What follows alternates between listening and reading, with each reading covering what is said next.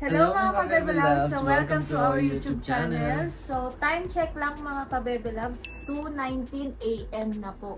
Hindi ko rin inaasahan na makakagawa kami ng ganito, na mag-YouTube kami. Pero nai-inspire kasi ako sa tuwing nanonood ako ng mga other YouTubers. And bilang isang nangangarap, di ba? Ambisyosa nga. Gusto lang din namin pumasok sa YouTube world and ma-introduce yung sarili namin sa inyong lahat. Kahit na hindi naman kami mga big star, ganun. Gusto namin mapakita sa inyo yung aming routine and also kung paano kami sa isa't isa, kung ano pa yung pwede namin ma-share sa inyo. Although, ang dami ng mga gumagawa ng mga ganitong vlog, yung ganitong content. Pero gusto lang din namin parang saling kit-kit lang. So, feel free to give us a comment if meron pa kayo yung content na gawin namin para sa inyo. Bago kami magsimula sa aming video, please like, share, and subscribe. So ayan nga mga Kabebe Loves, naghanda kami ng 10 questions para sagutin namin yung sarili naming tanong. First question natin is, why did we start our YouTube channel? So, ang totoo niyan guys, nakita kami mag-asawa. Yung asawa ko naglalaro siya kanina. Tapos nanonood ako ng YouTube videos.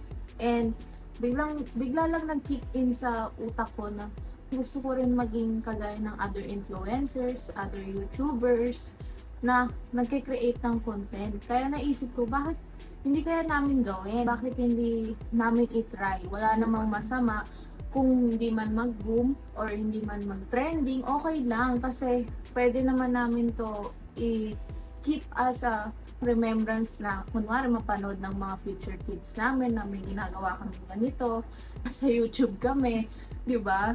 So, lahat ng questions na to talaga guys, to be honest with you, prepared lang talaga namin to kanina lang. Kanina lang talaga. Yes. Talagang pinalitan ko yung picture ng YouTube ko, pinalitan ko yung pangalan ng YouTube ko, kasi gusto ko lang i-try. Pangarap ko talaga maging influencer. And hindi ako magpapaka-plastic. Gusto ko rin sumikat, guys. Hindi para sumikat as nababash ako, ganyan. Gusto ko sumikat kasi nakakapagbigay ako na saya sa mga ibang tao, gano'n. So, ikaw, anong sagot mo? Ako naman, kaya ako pumayag na gumawa tayo ng YouTube channel is because na-inspire ako sa mga nakita kong YouTube creator or influencer. Ako, di ba, alam mo naman na gusto ko laging maglaro, like mobile games. Oh. So, minsan nga nag-aaway na kami dyan eh. So, yun nga, ang dami kong nakikita na YouTube influencer like naglalaro ng Mobile Legends, mobile games, gano'n. So, sabi ko, kaya ko naman to bakit hindi ko kaya subukan? Sinabihan niya ako na gumawa kami ng YouTube channel. Sabi ko, sige, subukan natin. Wala namang mawawala kung ano man maging like ending nito, di ba? At least nasubukan natin, nalaman natin. Alam nyo guys, yung videos na yung nagawa namin, nag-intro na kami ng iba't ibang intro talaga. Kasi matagal na namin pinag-iisipan na bakit di kami gumawa ng couple vlog. Kaya lang, minsan, sa oras din kasi. Kasi ako, mga Kabebe Loves, like right now, like you know, nag-work kami as a full-time and sa morning may school ako. So, kaya noon akala namin hindi kami, baka ma-short kami sa oras, na kaming sapat na oras para gawin to. Pero ngayon, susubukan lang namin para sagot namin yung tanong namin sa isipan namin. Tsaka isa pa, meron kaming mga oras na wala kaming ginagawa. Ako din ang nag-insist sa kanya na bakit magaling ka maglaro ng Mobile Legends, magaling ka mag-play sa PlayStation, ganyan. Bakit hindi mo gawing parang pagkakakitaan? Kasi ako guys, to be honest with you, gusto ko ng anything ng pagkakakitaan. Gusto ko income. Kung hindi, di ba? Lahat tayo gusto ng stable yung buhay nyo. And ako, yun ang goal ko sa buhay. More income, more savings, ganoon. Second question natin is, who is your favorite YouTubers or influencers that inspired you to create your own YT channel? So, ako muna ang unang sasagot. Para mapansin ako ng YouTuber na to, although sobrang saya ng puso ko if mapansin niya ako. Ang sagot ko dito is Toro Family. Kung alam nyo lang, every Friday, nagmamadali ako umuwi sa trabaho para lang maabangan ko yung pag-upload nila ng video, di ba? Yeah. It's just so amazing na paano nagagawa ni Tony Fowler na pakisamahan lahat ng mga tao sa buong bahay na kaya niyang i-handle lahat yun. Hindi siya nanonood noon. Ako lang talaga yung nagpa-realize sa kanya na panoorin mo to. Everyday, pinapanood ko yung video nila kahit napanood ko na. Ganun. Tapos, minsan nagko-comment din ako sa kanila kahit di nila ako pinapansin. Tsaka ito pala guys, pakita ko lang sa inyo kung bakit sinasabi ko na talagang idol ko siya. A few moments later. Sa sobrang idol ko siya guys, nagpasabay ako ng Tony Fowler perfume. Sobrang bango. Sobrang My bango niya. baby. Ito naman. Ako naman, mga kabebe loves, ang favorite YouTuber ko is si Sir Gavin. Kasi yun nga, ang dami niyang napapasayang tao, ang dami niyang na-inspire na tao, parang matulungin niya. Gusto niya talaga si Sir Gavin. And actually, magka-birthday talaga kami ni Sir Gavin. Pares kami ng June 10. Alam niyo ba guys, sa sobrang gusto niya si Sir Gavin, kahit ako na nananahimik ako sa isang tabi, guguluhin niya ako para panoorin ko yung pinapanood niya. Uy, may bagong ano si Sir Gavin. Hindi, sobrang nakakatawa kasi talaga. Oo, nakakatawa naman As talaga. in, siya yung parang puno kapag, di ba may mga times na malungkot ka. Everyday yun nga, pinapanood ko siya. Lagi kong inaabangan. Ang dami niyang natutulungan na tao, na-inspire, napapasaya. Nagulat ako, umiiyak siya. Sabi ko, ba't daw umiiyak? Kasi binigyan daw ni Sir Gavin si Kojak ng cellphone. Yun nga, yun talagang idol na idol ko si Sir Gavin. Sir Gavin, baka naman, ka-birthday kita. Third question is, what is your first impression on each other? First impression ko talaga sa kanya guys is suplado, mayabang, parang kala mo kung sino siya maka-astime, parang ganun. Kasi yung mukha mo kasi parang hindi siya nagsasalita, tahimik lang siya. Tapos inis pa ako sa gupit niya, na-feel niya yung todo wax pa siya nun. Tapos naka-hairbrush pa, brush up pa na, mukha siyang paintbrush nun. Sabi ko kahit kailan, hindi ko, kung manligaw sa akin to lalaki ito, hindi ko talaga sasagutin. Tapos nung naging kami, ayun. Nung magagawa, laging natutulala. Ayun na. Ang first impression ko sa'yo is kala mataray ka, masungit, pero nung nakita kung paano ka tumawa, kung paano ka makaialibilo sa mga tao, sabi ko, friendly pala, siguro ito yung magiging asawa ko in the future. Nung magagawa, Yun lang, hindi naman ako siya kasi maganda naman talaga siya. Next question is, what is one pet peeve that you have about each other? Yung one pet peeve ko talaga sa kanya is, sasabihan ko siya, kunwari nagtatalo kami. Yung mukha niya nakasimango, talagang sabi niya normal lang daw yun. Sabi ko, hindi talaga normal yan. Di ba yung walang dong sobrang kinaiinisan ko talaga sa kanya to the point na sumasabog talaga ako guys. Kasi pag kinakausap ko siya, mahalata mong naiinis siya, pero ayaw niya aminin. Ganun, yun yung pinaka sobrang annoying na ginagawa niya talaga. Ako naman, hindi lang one pet peeve. Kasi sobrang dami guys. As in, pare, may isang bagay dito na kukunin. Like dito nga sa study table namin. Nadadaan na siya dyan eh, dadaan na siya. Kasi higa pa siya sa kama, no? Eh, syempre ako, busy ako, naglalaro. Pagkaiga niya, kahit dinaanan niya na, sabihin niya, oh babe, kukuha nung ano. Oh babe, tapon niya to. Babe, syempre ako, anong magagawa ko lang. Pag nainis ako, wala lang din, di ba? Mas mainis siya. I mean, kaya ko naman. I'm not saying na hindi ko gagawin. Pero Totoo yung diba, sinasabi niya. dumaan kami, andyan ka na. Tapos, kapag nauuhaw siya, nandyan na siya sa tabi ng rep. Ihiga na naman siya, kahit may baso na doon. Higa niya, sabi niya sa akin, babe, itong minom ng tubig. Ayan. Tapos, syempre, wala naman akong ibang magagawa. Syempre, kukuha ko na lang siya. Ang kinainisan mo pala sa akin is tamad ako. Yes. Tapos, kapag patapon nga siya, galing na siya sa labas, galing na siya sa CR. Tapos pagpasok niya dito, may dala siyang bulak na ginamit niya. Patatayuin niya pa ako para paipatapon lang. Pwede, galing ka na dun eh. Bitawan mo lang dun. Kaya kailan yun, kagabi ba? Kahapon. Bumili kasi kami ng chocolate guys. And then, nakita niya hindi pa nakalagay sa ref. So, tinawag niya ako kasi nasa labas ako. Sabi ko, oh bakit? Tapos sabi niya sa akin, bakit hindi mo ba pinasok to? Tapos, naisip ako na nga ipasok. Pero sabi ko, nagagawin mo na ako. Sabi ko, kinuha ko yung kamay niya. Tapos ginawa ko, pinili yung chocolate sa kanya. Inalign ko niya na buksan niya. Kasi benjo ko. Ganun lang kadali eh.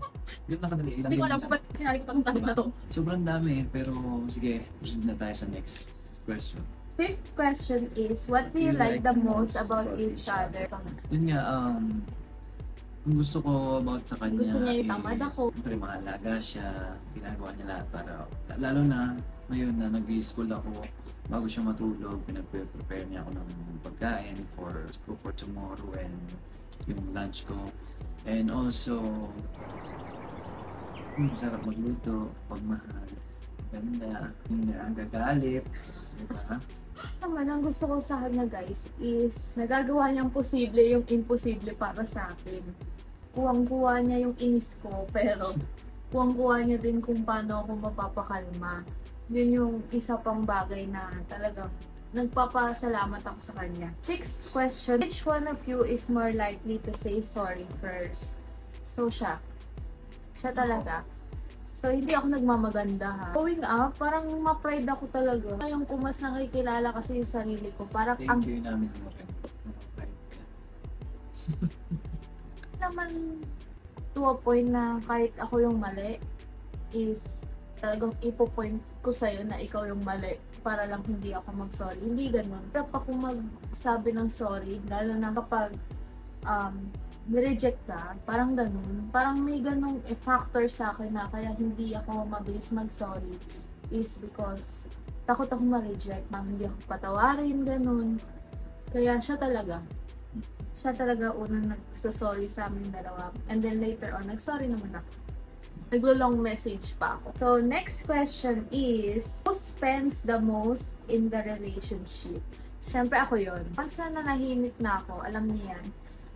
Pag nanahimik na ako, nanonood na ako ng live selling nun. Generous talaga ako when it comes to giving him gifts. And also, ewan ko, gusto talaga mag-shopping guys. Para kasing therapy sa akin yun. Stress reliever ko yun. Minsan nga, gigisingin ko siya. Tara, mag-mall tayo. Tapos pag nasa mall na kami, sasabihin ko, ang reason kaya kami nag-mall is gusto kong mag-shopping. Kasi gusto kong, parang na-stress ako, parang gusto kong mag-shopping, ganun. Although, minsan nga, ang nangyayari sa akin, nakabili na pala ako nun. Tapos nakalimutan ko, meron pala akong ganun. Tapos bibili ako ulit. Sabi, dati sobrang shopaholic ko to the point na nauubos ako. Ganun. Parang addiction siya. Yung parang hindi ako, kasi bata pa ako noon. So, natutuwa ako kasi nabibili ko na yung mga gusto kong bilhin, ganyan. Kasi nag-work na ako. Naging pabaya ako sa pera, ganun. And ngayon, minsan, gusto kong bilhin yung isang bagay. Pinag-iisipan ko muna ngayon kasi focus ako sa savings, sa aming future. Ayan, si ate niyo girl, natuto na sa kanya mga lessons in life. Yes, dati kasi mahilig siyang bumili ng mga bagay na Hindi ko naman ginagamit. or once niya lang gamitin tapos wala na, isipwera na. Kaya Oo. ganun. Ayun. Kaya pag alam kong Tatanungin niya pa hindi niya ako. gano'ng gagamitin, so, like, tatanungin ko siya, sigurado ka ba na gagamitin mo ba talaga yan? Or susuot mo ba yan? Ganito, ganyan. Aminado naman ako na talagang lustay talaga kung lustay ng pera. Pero ngayon, nag-iba na syempre kasi may iba na tayong mga priorities in life. Also, gusto ko rin kasi mag-school. So, nagsisave up ako para makapag-school ako ulit. Next question is, what are the pros and cons of being married? So, medyo mahirap-hirap tong question na to. Kaya ikaw muna. So, it means like kung ano yung positive and negative sa relationship natin as married couple. Sa mga nanonood dyan, married na po kami since 2022. Pros ko sa pagiging may asawa is financially stable kayo and mas natututo ka mag-handle ng pera. Yun yung pros para sa akin. Kasi pag mag-isa ka lang, syempre iniintindi mo lang pang sarili mo. Hindi mo minsan naiisip yung future mo. And when you're together, pag may asawa ka na, iisipin mo talaga na you want to be financially stable in order for you to have a good future, your kids, para maging maayos yung future ng kids nyo, ganun. And another pros ko sa pagiging mag-asawa namin is hindi mo sinasarili na yung problema. Parang Karami ka na. may karamay ka na sa problema sa araw-araw. Hindi ka gaya dati na mag-isa ka lang umiiyak, ganun. Yung kumbaga, hindi mo man kaya yung problema, may sumasalo. Yung parang ganun, yung parang meron dyan sa tabi mo, no matter what. Kasi may asawa ka na. Cons ko is, you know, sa first stage ng relationship nyo, hindi nyo pa kasi makikita yung totoong ugali ng isa't isa. And na-realize ko na cons sa pagiging mag-asawa is yung nakilala nyo na yung ugali ng isa't isa. To the point na pinag-aawayan nyo. Kasi doon nyo makikita talaga yung ugali ng partner nyo pag nagsama kayo sa isang bahay. So ako, yun ang naging cons na minsan naisip ko, bakit kung kailan nagsama kami sa bahay, doon ko pa nakilala yung ugali ng ganito, ganyan. Pero hindi ko pinagsisisihan, guys, ha. Masaya ako na married na kami ngayon. And also, at the end of the day, napapag-usapan naman namin yun, di ba? Yes. Hindi kami natutulog na hindi kami nag-uusap pag meron kaming problema. Gaya ng mga pros and cons mo, ganun din sa akin. And dagdag ko lang sa cons ko is when it comes to work, na maraming company na alam niyo naman guys na hindi sila nag-hire ng mag-asawa. Siyempre, kapag nag-absent yung isa, siyempre, kunwari may sakit, siyempre, Nag-absent din siya, mag-absent ganun. din ako, Kunwari ako diba? may sakit kasi Ayaw nila yung kasi iwan. dalawa na agad yung mag-hold out. Just like I told him, guys, hindi ko rin tinotolerate yung sobrang gustong-gusto niya magkasama kami kahit saan. Kasi kagaya niya nag-aaral siya, guys. Pag natapos niya yung pag-aaral niya, I told him that kung ano yung mas better for you, yun yung i-pursue mo. Kesa yung magkasama lang tayo. Ganun. Kasi pwede naman tayong hindi magkasama sa trabaho, pero At hindi na, magkasama naman tayo sa bahay. magkasama naman tayo sa bahay. At least nagagawa mo yung gusto mo, ay nagagawa ko yung gusto ko. Ganun yung pinaparealize ko sa kanya. Kasi sobra yung attachment namin sa isa't isa talaga, guys. Kasi yung naging before kami mag-asawa, magkasama na tayo sa bahay, 'di ba? Nagsama na kami. Siguro mga 2 months pa lang yata ng relationship, nag-live-in na tayo. Oo, nag-live-in na kami. Which is, sa iba, against sila sa ganun. Pero kami, yun yung nangyari. Nagsama kami ngayon sa bahay, hindi namin din masyadong kilala yung isa't isa. So, nung naging mag-asawa talaga kami, doon na lumabas yung mga tunay kong ugali, tunay niyang ugali, ganun. Pero, hindi naman lahat masama. Ganun. 9th question is, what simple change could you make in your life that would have the biggest positive impact? Simple change na gagawin ko is yun, gawin ko ng tama yung mga mali ko and ugali ko na kinilisan mo para hindi na tayo nag-away, yung mukha ko na sabi mo. Oo, kailangan niya talaga ibahin, guys. Yun nga. So, pack naman nun, which is, syempre, hindi ka na agad mag-irita, mag-iinis, mag-igalit sa akin, mag-ipag-away or bakit. Sabi ko nga kasi sa'yo, happy wife, happy life. Totoo yun. Siguro, ang pwede kong gawin, babaan ko yung pride and mas maging mapasensya ako sa aking partner or sa kung ano yung bagay. Huwag mo kong tignan ng ganyan. Kasi parang hindi ka naniniwala eh. Yun yung sa tingin ko na positive impact na mangyari sa buhay namin if mas more patient ako and mas more babaan ko yung pride. So, 10th question is, what do you advise to the other young married couples that are struggling? So, for me, ang ma-advise ko sa mga young couples dyan, listen to your partner. Huwag kayong gumawa ng bagay na ikaka-stress ng partner nyo. Feel nyo na nada-down kayo, always ask help to your partner instead of other people. Okay lang naman na mag-open up ka sa mga friends mo, pero mas okay na mas mag-open up ka sa partner mo kaysa sa ibang tao.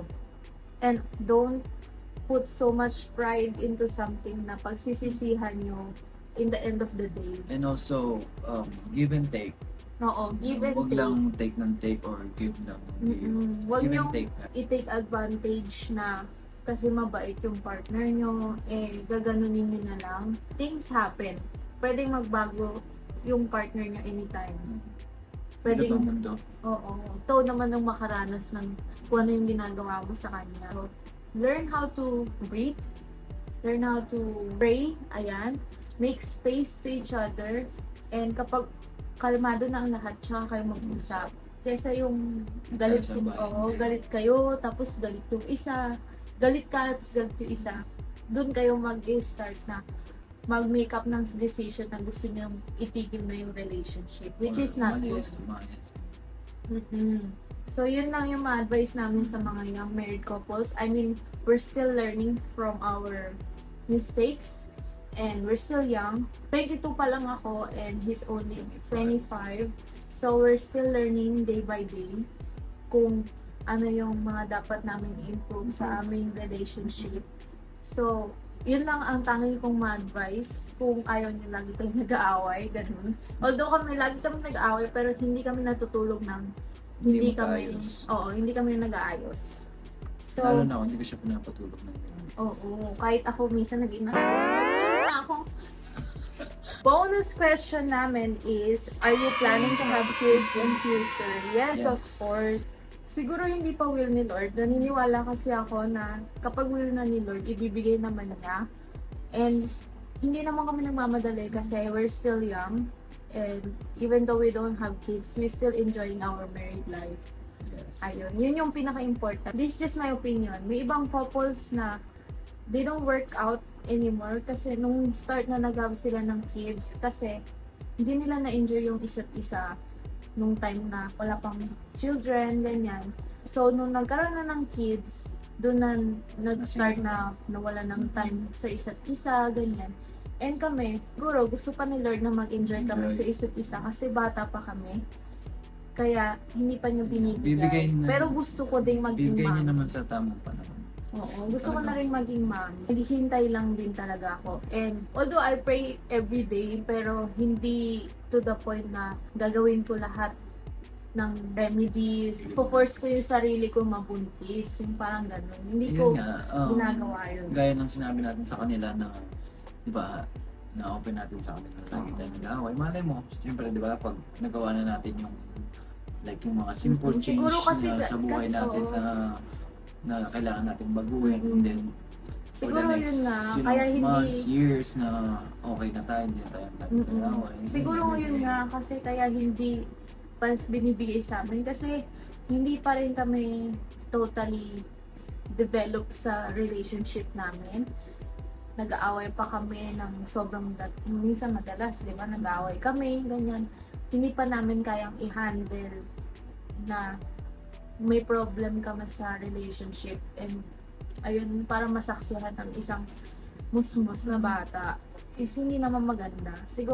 Siguro gusto pa ni Lord na matuto pa kami Yes. on our own before niya kami bigyan ng Mag-improve. before niya kami mabigyan ng baby. Ayan yung sagot namin sa bonus question. So yun nga guys, doon na nagtatapos ang aming vlog. And thank you so much po sa lahat ng mga mag-subscribe, manood ng aming video. Please do like, share, and subscribe to our YouTube channel. Feel free to comment down below kung anong gusto nyong sunod naming i-content. Thank you so much guys! Thank you. And see you next vlog! See you next vlog.